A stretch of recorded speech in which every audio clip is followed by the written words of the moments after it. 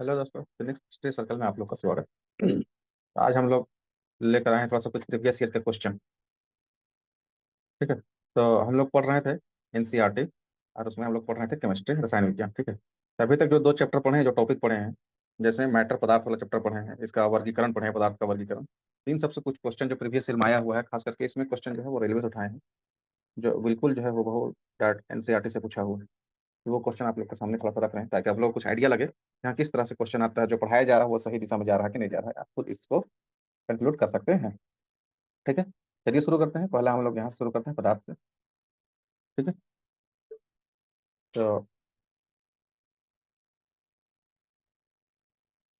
तो चलिए देखिए, इसमें हम लोग पहला क्वेश्चन देखते हैं पदार्थ का, कि निम्नलिखित में से किसके अणुओं के बीच आकर्षण बल अधिकतम होता है। तो आकर्षण बल देखिए, हम लोग पढ़े थे, पदार्थ का गुण पढ़े थे, जिसमें तीन गुण इसका होता है। तो उनके अणुओं के बीच जो कण होता है, कणों के बीच जो है आकर्षण बल होता है।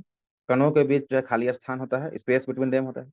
और जो है वो जो है आपस में जो है एक दूसरे को आकर्षित करते हैं अपने तरफ। ठीक है। तो देखिए, इन्हीं में से कह रहा है कि उनके बीच में आकर्षण बल सबसे ज्यादा किसके बीच होगा। तो जिसके जिन जिस जिस अवस्था में मॉलिक्यूल जितना नजदीक नजदीक होगा, उसके कणों की दूरी कम होगा, वहां पर आकर्षण बल ज्यादा होगा। तो ठोस में कण कैसा होता है, बिल्कुल नजदीक नजदीक में। गैस में बहुत दूर दूर में। और द्रव में थोड़ा सा कम दूर दूर में। और प्लाज्मा स्टेट बताती है, फोर्थ स्टेट है ये। लैब में एग्जिस्ट करता है ये, स्वतंत्र रूप से जो है ना, यह अस्तित्व में नहीं रहता। तो सबसे ज्यादा आकर्षण बल कहाँ होगा, ठोस में होगा। ठीक है। ये इसके अवस्था के ऊपर डिपेंड करता है, ये इसके कणों के बीच का दूरी के ऊपर डिपेंड करता है। अब नेक्स्ट क्वेश्चन है कि पदार्थ के संदर्भ में निम्न में से कौन सा कथन सही नहीं है। तो पहला स्टेटमेंट है, पदार्थ के कणों के बीच कोई आकर्षण बल नहीं होता है। तो देखिए, पहला ही ये स्टेटमेंट गलत हो गया। तो सही नहीं है बोला, तो यही इसका आंसर हो जाएगा, क्योंकि पदार्थ के कणों के बीच आकर्षण बल होता है। अच्छा, पदार्थ के कण द्रव और वायु में सतत स्थानांतरित होते हैं। पदार्थ के कण द्रव और वायु दोनों में स्थानांतरित होते हैं। पदार्थ कणों से बना होता है, तो बिल्कुल सही, पार्टिकल से बना होता है। पदार्थ के कणों के बीच अंतर होता है, उनके बीच में डिफरेंस होता है, मैंने कुछ उसमें स्पेस होता है बोल रहा है। ठीक है। चलिए, नेक्स्ट हम लोग क्वेश्चन देखते हैं, थर्ड। ठोस के कणों के संदर्भ में निम्न में से क्या सही है। जो ठोस है उसका कण के संदर्भ में क्या सही है। वे यादृच्छिक रूप से गतिशील होते हैं, उनके बीच बड़े अंतराल होते हैं, व्यवस्थित तरीके से विन्यासित होते हैं, उनमें न्यूनतम आकर्षण होता है। तो सही तो न्यूनतम आकर्षण तो नहीं, अधिकतम होगा, तो डी तो कैंसिल हो गया।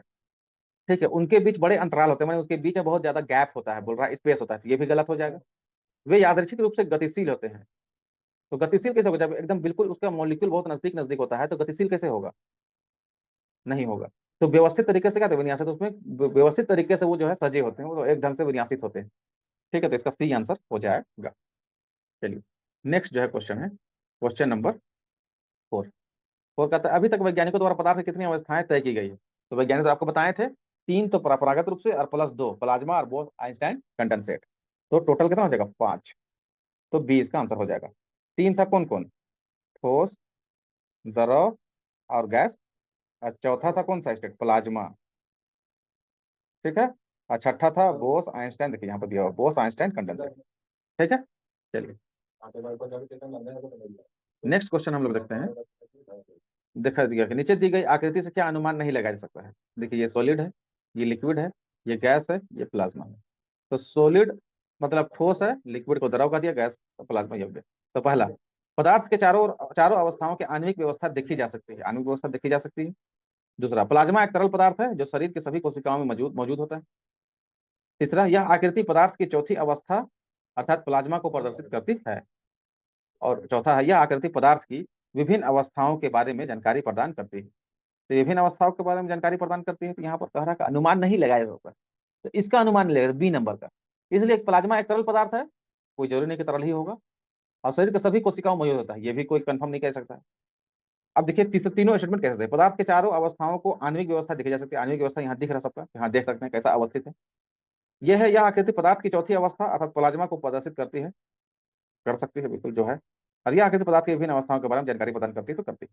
अब देखिए, यहाँ पर थोड़ा सा एक्सप्लेनेशन है, इसको समझ लीजिए कि दी गई आकृति में प्लाज्मा एक तरल पदार्थ है जो शरीर के सभी कोशिका में मौजूद है का अनुमान नहीं लगाया सकता, या ठोस, द्रव या गैस के गुणों से काफी भिन्न होता है प्लाज्मा का। इसे पदार्थ की एक भिन्न अवस्था या चौथी अवस्था माना जाता है। यह तरल पदार्थ केवल लाल रक्त कोशिकाओं, सफेद रक्त कोशिकाओं और बिंबाणु प्लेटलेट्स में पाया जाता है। प्लाज्मा का काम इन्हें पोषण पहुंचाना, रक्त वाहिनियों में इनके विचरण में सहायता करना होता है। ये बायोलॉजिस्ट थोड़ा सा जोड़ के इसको बता दिया प्लाज्मा का। नेक्स्ट जो सेक्शन नंबर क्वेश्चन है वो है विसरण अत्यधिक तीव्रता से होता है। विसरण आपको बताए थे, विसरण मतलब डिफ्यूजन। ठीक है।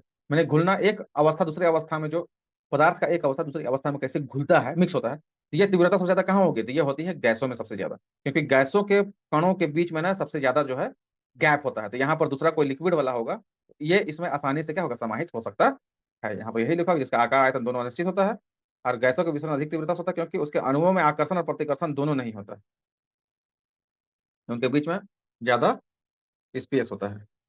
ठीक है। चलिए, अब नेक्स्ट यहाँ पर हम लोग देखेंगे क्वेश्चन, और वो देखेंगे 7वां नंबर, उसमें आ जाएगा निम्नलिखित में से कौन सा कथन गलत है, गलत कथन हम लोग को चुनना है। तो पहला, पदार्थ के कण स्थिर अवस्था में होते हैं, क्या ये सही है, बोला नहीं। तीन प्रॉपर्टी था, जिसमें एक था कि दो कणों के बीच में क्या होता है, स्पेस होता है, और दूसरा था कि उनके बीच में आकर्षण बल होता है, और तीसरा क्या था कि वो जो है कंटिन्यूअसली मूविंग, वो कंटिन्यूअसली मूव करते रहते हैं, तो स्थिर तो नहीं होते, तो यही गलत है, ए नंबर। जबकि क्या है, कण बहुत छोटे होते हैं, ये सही है। पदार्थ के कण एक दूसरे को आकर्षित करते हैं, ये भी सही है। और पदार्थ के कणों के बीच रिक्त स्थान होता है, ये भी सही है, ये तीनों सही है। ये चौथा नंबर क्या है, गलत है, तो यही इसका आंसर हो जाएगा। ठीक है। चलिए, नेक्स्ट आइए देखते हैं, नेक्स्ट क्वेश्चन हम लोग का 8 नंबर का। खाली स्थान, फिल इन द ब्लैंक्स, एक शुद्ध पदार्थ है, प्योर, तो क्या, चीनी का घोल, मीथेन, दूध या वायु। तो यहाँ पर देखिए, पदार्थों का वर्गीकरण बताए थे, तो वहां पर वायु को क्या बताया था, ये मिश्रण है। तो मिश्रण क्या होता है, इम्प्योर होता है, मतलब अशुद्ध पदार्थ है, तो ये तो हो नहीं सकता है। दूध को बताए थे, दूध एक कोलोइड होता है, और कोलोइड भी विस्मांगी मिश्रण होता है, मिश्रण का एक पार्ट है विस्मांगी मिश्रण। और चीनी का घोल जो है एक विलियन होता है, मैंने सोल्यूशन होता है, और यह जो है समांगी मिश्रण होता है, तो मिश्रण भी क्या है, इम्प्योर, अशुद्ध पदार्थ है। तो यहाँ पर क्या हो जाएगा सही, मीथेन क्या हो जाएगा, ये शुद्ध पदार्थ ही हो जाएगा, मीथेन। ठीक है, जो प्राकृतिक गैस के रूप में पाया जाता है, इसे मार्स गैस भी कहते हैं, और यह मुख्यतः दलदली भूमि में पाया जाता है, पेट्रोलियम पदार्थ के साथ भी यह पाया जाता है। चलिए नेक्स्ट, निम्नलिखित में से कौन सा कथन या विधान जो है सत्य है, तो सही कथन हम लोग को ढूंढना है। दृढ़ता मतलब रिजिडिटी के बारे में है यहाँ पर। पदार्थ के प्रकार के अनुसार कणों के स्थान के आधार पर आकार बदलता है। उदाहरण के लिए, ठोस पदार्थों का निश्चित आकार होता है, जबकि तरल पदार्थ उनके पात्र का आकार प्राप्त करते हैं। देखा जाए तो गैसों का कोई आकार नहीं होता है। ये दृढ़ता का बात कर रहा है, बिल्कुल सही है। संपीड़ितता मतलब कॉम्प्रेसिबिलिटी है, संपीड़न, ठीक है। यह पदार्थों का वह गुण है जिसके कारण उच्च दाब पर उनका आयतन कम हो जाता है। गैसों में यह गुण पाया जाता है, तो बिल्कुल सही है, संपीड़न कंप्रेसिबिलिटी जो है किसमें, गैस पाया जाता है। और इसके कारण इसका जो स्टेट चेंज भी होता है, हम लोग पढ़े भी थे, है ना, कि अगर गैस है कोई प्राकृतिक गैस, तो देखिए सीएनजी हम लोग पढ़े थे, कॉम्प्रेस्ड नेचुरल गैस, इसको कंप्रेस करके गैस से लिक्विड में चेंज कर देते हैं, तो सिलेंडर में भर के इसको यूज करते हैं हम लोग। ठीक है, तो आप देखिए, ए और बी दोनों सत्य है, या केवल ए ही सत्य है, केवल बी सत्य है, या ए और बी दोनों असत्य है। ठीक है, तो इसका आंसर है,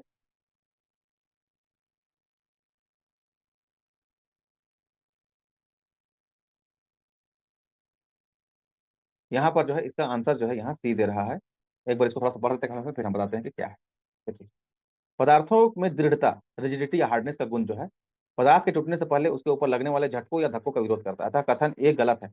कथन बी सही, क्योंकि संपीड़ितता गैसों में सबसे अधिक पाई जाती है, इसके कारण उस दाब पर इनका आयतन कम होता है। लेकिन हमको लग रहा है कि पहला वाला जो स्टेटमेंट है ना, वो सही होना चाहिए।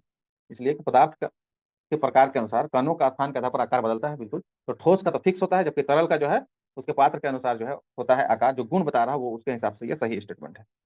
ये थोड़ा सा इसमें कंफ्यूजन है। चलिए, अब देखिए पदार्थों का वर्गीकरण, जो क्लासिफिकेशन है उसके हिसाब से। तो देखिए यहाँ पर ये मिश्रण और विलयन, ये जो है मिश्रण किसका था, अशुद्ध पदार्थ का टाइप है। पदार्थ का जो हम लोग वर्गीकरण किए थे, पदार्थ का शुद्धता के आधार पर किए थे, एक था अशुद्ध पदार्थ और एक था शुद्ध पदार्थ। तो अशुद्ध का जो एग्जाम्पल था वो मिश्रण था, अशुद्ध का जो एग्जाम्पल था वो क्या था, तत्व और यौगिक। अब मिश्रण जो था, मिश्रण इसका दो दो तरह का था। एक समांगी मिश्रण था, ठीक है, जिसमें उसका जिसका एग्जाम्पल था विलियन, यानी सॉल्यूशन। और एक था विस्मांगी मिश्रण, क्या था, विस्मांगी मिश्रण, जिसका एग्जाम्पल था दो, निलंबन और कोलोइड, कोलोइडल सॉल्यूशन। ठीक है। सस्पेंशन का एग्जांपल बताए थे कि पानी और सत्तू, या पानी और चॉक पाउडर, और कोलोइड का सॉल्यूशन दूध था, सबसे अच्छा एग्जांपल, या सेविंग क्रीम भी है, या धुआं भी है, स्मोक, इसका एग्जांपल। ठीक है। अब देखिए, तो इसके आधार पर यहाँ पर इसका वर्गीकरण पर जो है क्वेश्चन पूछ रहा है, तो मिश्रण प्रकृति में हो सकता है, कैसा हो सकता है, तो मिश्रण जो है कैसा होता है, समांगी और विषमांगी दोनों हो सकता है, तो इसका सी आंसर हो जाएगा। चलिए, अब नेक्स्ट क्वेश्चन देखिए, एक मिश्र धातु जो है किसका उदाहरण है, तो मिश्र धातु उदाहरण है किसका, मिश्रण का। ठीक है, तो मिश्रण का एग्जांपल तो किसका विविध मिश्रण का है कि, तो ये हो जाएगा एलोएज की मिश्रण तो कैसे ठोस होता है, तो ठोस विलयन का क्या है एग्जांपल है, ये समांगी मिश्रण होता है ठोस विलयन। ठीक है, दो या दो से अधिक रासायनिक पदार्थों में समांगी मिश्रण को विलयन कहते हैं। तो इसमें मिश्र धातु भी जो है समांगी मिश्रण या विलयन का जो है पार्ट होता है। नेक्स्ट यहाँ पर हम लोग देखते हैं नेक्स्ट क्वेश्चन, निम्नलिखित में से कौन सा विस्मांगी मिश्रण है, अभी पढ़ा था विस्मांगी मिश्रण बताए थे। ठीक है, अच्छा इन सब का अगर टॉपिक वाइज अगर आप लोग कॉन्सेप्ट समझना है, कुछ फैक्ट समझना है, तो इसके लिए जो वीडियो बना हुआ है इसका लिंक जो है आपका इसका डिस्क्रिप्शन बॉक्स में दिया जाएगा, आप देख सकते हैं वहां जाके अच्छे से बिल्कुल आसान भाषा में समझाया गया है। ठीक है, तो चलिए क्वेश्चन देखते हैं 12 नंबर, निम्नलिखित में से कौन सा विस्मांगी मिश्रण है, विस्मांगी मिश्रण कौन है, विस्मांगी मिश्रण का मतलब ही होता है कि उसका जो घटक है या सोल्यूट विलय जो है वो विलायक में जो है असमान रूप से वितरित होगा। ठीक है, तो देखिए पीतल क्या हो गया, पीतल बरास, पीतल, पीतल जो है एक तरह का क्या है, ये मिश्र धातु है। तो मिश्र धातु अभी देखिए हम लोग, मिश्र धातु जो है वो किसके अंतर्गत आता है, वो समांगी मिश्रण के तहत यानी विलयन के तहत आता है, ये होगा नहीं। वायु, वायु भी समांगी मिश्रण के तहत आता है। ठीक है, और पानी में चीनी का घोल ये भी सॉल्यूशन विलयन कहता है, माने समांगी मिश्रण है ये भी। तो दूध क्या है, विस्मांगी मिश्रण है, तो दूध इसका सही आंसर हो जाएगा, एक मिश्रण है। और इसको जो है ना दूध को इमल्सन भी कहा जाता है, एक इमल्सन एक वर्ड आता है, पूछा जाता है इनमें से इमल्सन कौन है, इमल्सन कौन होता है, दूध होता है। ठीक है, मतलब दूध में क्या है कि लिक्विड में जो है ना, द्रव में जो है सॉलिड ठोस पार्ट इसमें परिक्षेपित होता है। ठीक है, नेक्स्ट देखिए क्वेश्चन 13 नंबर, सामान्य पदार्थों के भौतिक अवस्था में शामिल नहीं है वो पदार्थ है।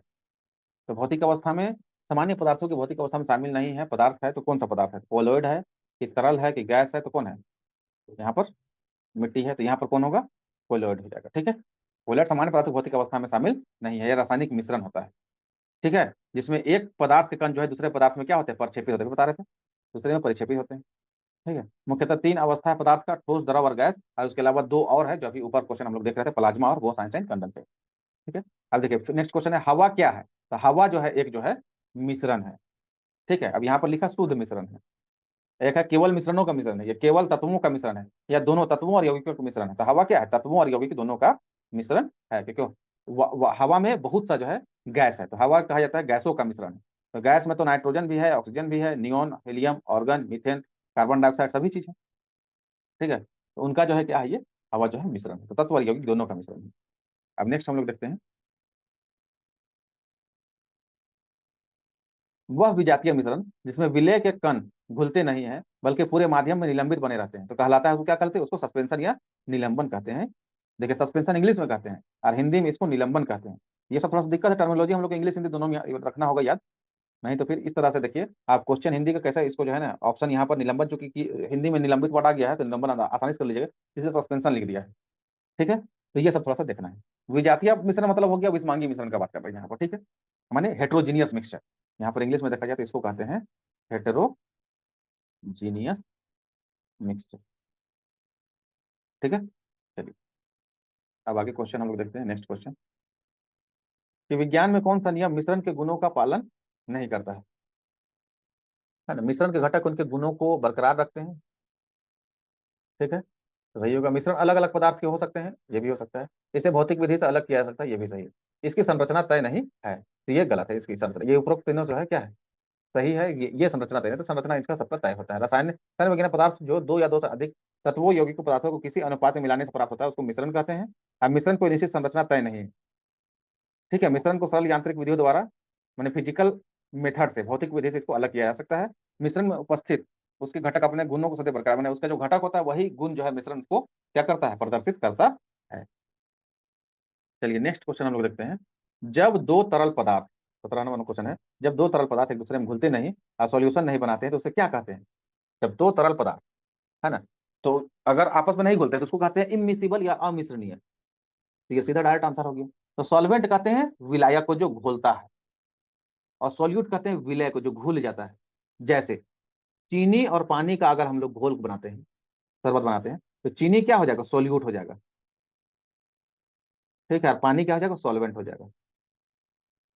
ठीक है, तो ये क्या हो जाएगा, इमिसिबल हो गया। अब यहीं पर देखिए डिकेंटेशन है, तो डिकेंटेशन और सेडिमेंटेशन ये दोनों साथ में होता है, ये separation of component of mixture है, कि कैसे जो है मिश्रण के घटकों को कैसे हम अलग करते हैं, उसका विधि है। तो सेडिमेंटेशन कोई भी ऐसा जो पार्टली या आंशिक रूप से सॉल्वेंट में या विलायक में घुलता है कोई भी विलय, तो वैसा वाला को हम लोग जो है सेडिमेंटेशन और डिकेंटेशन से हम लोग करते हैं। कि जैसे सत्तू और पानी को हम लोग घोले हैं, तो थोड़ा देर अगर उसको शांत छोड़ देंगे तो सत्तू का जो कण है सस्पेंडेड रहता है, वो नीचे बैठ जाएगा।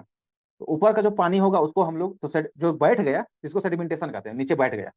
और उसको हम लोग ऊपर का पानी को अलग कर लेंगे और सत्तू वाला जो सॉलिड पार्टिकल है वो वहां रह जाएगा। तो इस तरह उसको अलग करेंगे, तो ये अलग करने का विधि डिकेंटेशन कहलाता है। ठीक है। अब देखिए, शक्कर के घोल में शक्कर एक खाली स्थान। देखिए अभी चीनी और पानी, शक्कर किसको कहते हैं? चीनी को कहते हैं। तो चीनी क्या होता है? उसका घोल में, सॉल्यूशन में वो घुला हुआ पदार्थ माने विलय होता है, या जो है उसको सोल्यूट कहते हैं। विलायक कौन हो जाएगा यहाँ पर? घोल में पानी उसका या जल जो है वो क्या हो जाएगा? विलायक हो जाएगा। ठीक है। चलिए, यही इसमें जो है जल सबसे अच्छा क्या होता है? विलायक होता है या सॉल्वेंट होता है। चलिए अब दो क्वेश्चन बचे हैं, 19 नंबर। Fill in the blank. एक यौगिक नहीं है। कौन यौगिक नहीं है? तो देखिए लेड। लेड मतलब शीशा, यानी ये एलिमेंट है, तो यही नहीं होगा। बाकी चौक जो है वो क्या होता है? चूना पत्थर होता है, तो कैल्शियम कार्बोनेट का बना होता है ये। हाइड्रोजन सल्फाइड तो H2S होता है, यहाँ पर दो एलिमेंट से जुड़कर।